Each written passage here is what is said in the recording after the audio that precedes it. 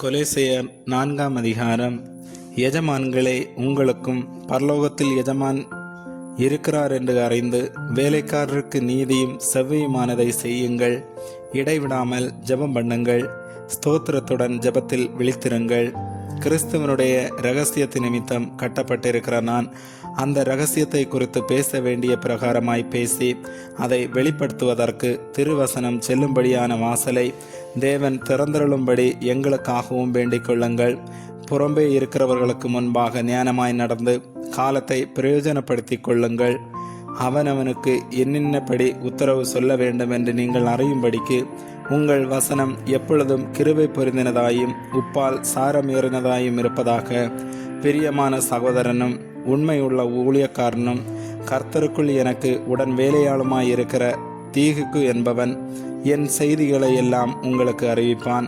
உங்கள் செய்திகளை அறியவும் உங்கள் இருதயங்களை தேற்றவும் அவனையும் உங்களில் ஒருவனாயிருக்கிற உண்மையும் பிரியமுள்ள சகோதரனாகிய ஒனேசிமு என்பவனையும் உங்களிடத்தில் அனுப்பியிருக்கிறேன்.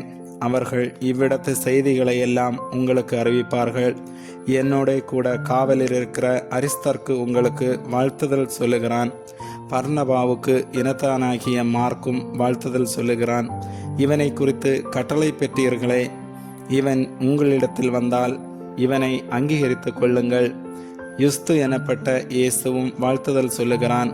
விருத்த சேதனம் உள்ளவர்களில் இவர்கள் மாத்திரம் தேவனுடைய ராஜ்யத்தின் பொருட்டு என் உடன் வேலையாட்களாயிருந்து எனக்கு ஆறுதல் செய்து வந்தார்கள். பாப்பிராவும் உங்களுக்கு வாழ்த்துதல் சொல்லுகிறான். உங்களை சேர்ந்தவனும் கிறிஸ்துவின் ஊழியக்காரனுமாகிய இவன் நீங்கள் தேவனுக்கு சித்தமானவைகள் எல்லாவற்றிலும் தேறினவர்களாயும் பூரண நிச்சயமுள்ளவர்களாயும் நிலை நிற்க வேண்டும் என்று தன் ஜெபங்களில் உங்களுக்காக எப்பொழுதும் போராடுகிறான். இவன் உங்களுக்காகவும் லவோதிக்கேயருக்காகவும் இராப்போலியருக்காகவும் மிகுந்த ஜாக்கிரதை உள்ளவனாய் இருக்கிறான் என்பதற்கு நான் சாட்சியாயிருக்கிறேன். பிரியமான வைத்தியனாகிய லூக்காவும் தேமாவும் உங்களுக்கு வாழ்த்துதல் சொல்லுகிறார்கள். லவோதிக்கேயாவில் இருக்கிற சகோதரரையும் நிம்பாவையும் அவன் வீட்டில் கூடுகிற சபையையும் வாழ்த்துங்கள்.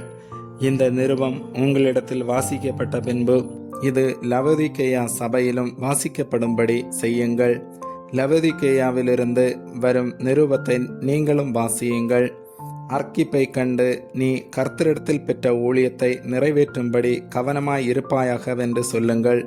பவுலாகிய நான் என் கையினால் எழுதி உங்களை வாழ்த்துகிறேன். நான் கட்டப்பட்டிருக்கிறதை நினைத்து கொள்ளுங்கள். கிருபை உங்களோடு இருப்பதாக. ஆமேன்.